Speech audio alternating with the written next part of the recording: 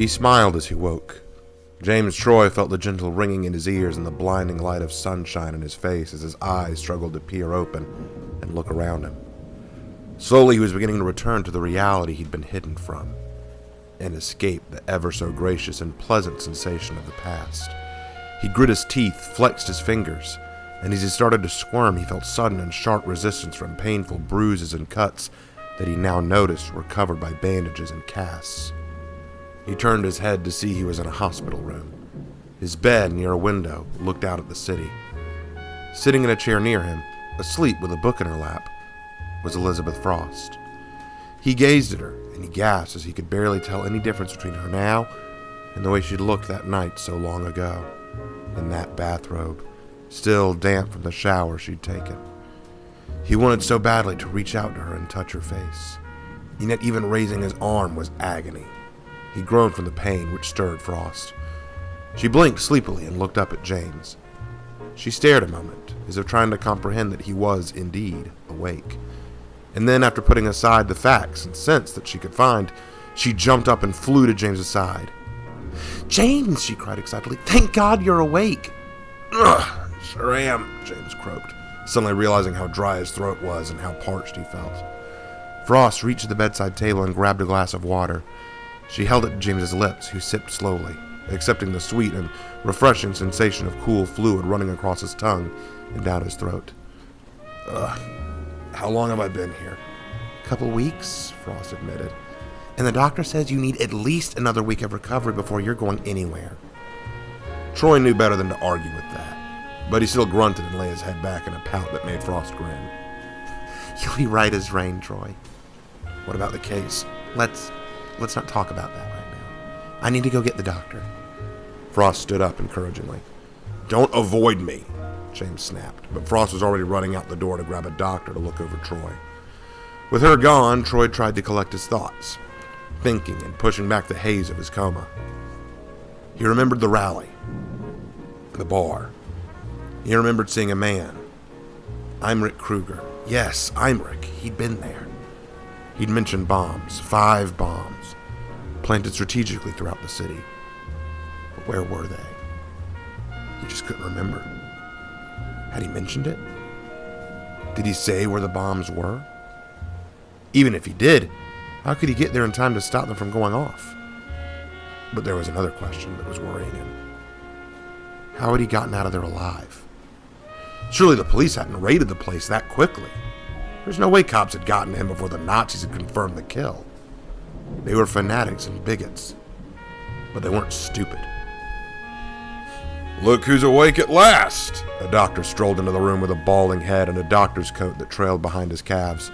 He hurried to Troy's side and began inspecting his pulse, his pupils, and his breath. Troy said nothing, but just let him get to work. When the doctor finished, he jotted down a few notes on a clipboard and then turned back to James. "I want you to know just how lucky you are to be alive." "Yeah, I sure don't feel lucky." "Better laid up for a while than laying down forever, I think," the doctor pointed out. "Any pain?" "Yeah, soreness all over," Troy admitted. "I'd get used to that for a while. You're still healing," he informed him. The doctor then began checking the bandages on his arms and legs. Troy dared to start interrogating. "Doc, how did I get here?" "You'll have to ask Chief Lanier." "Police Chief Lanier?" Troy asked, eyes wide. "What does he have to do with anything?"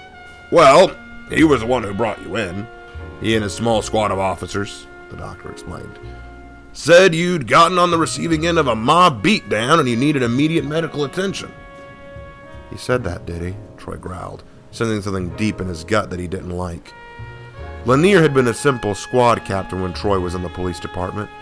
He was ambitious and headstrong, but he wasn't a complete moron like half of the brass. After James quit the police department, he'd heard about the commissioner promoting Lanier to chief of detectives in the detectives bureau.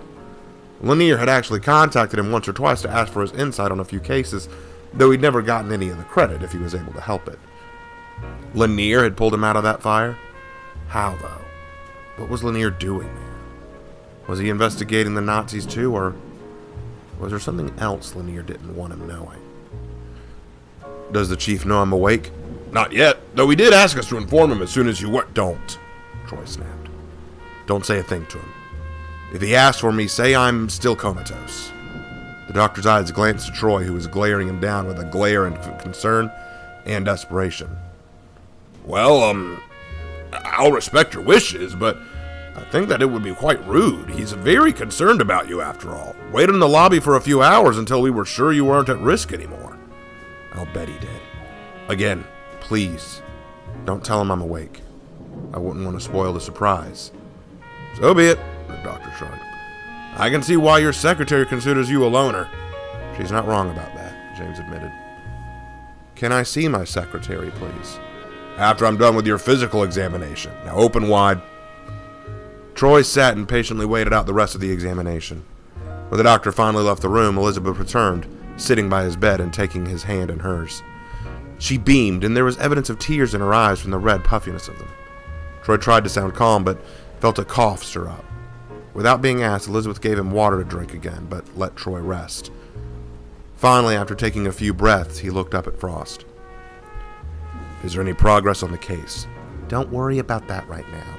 Our nation is in danger." "I have to know," Troy snapped. I'm the only one who... He sat back down, feeling pain in his head. Elizabeth watched him weakly lay back as she touched his hand. "When will you get it, tough guy?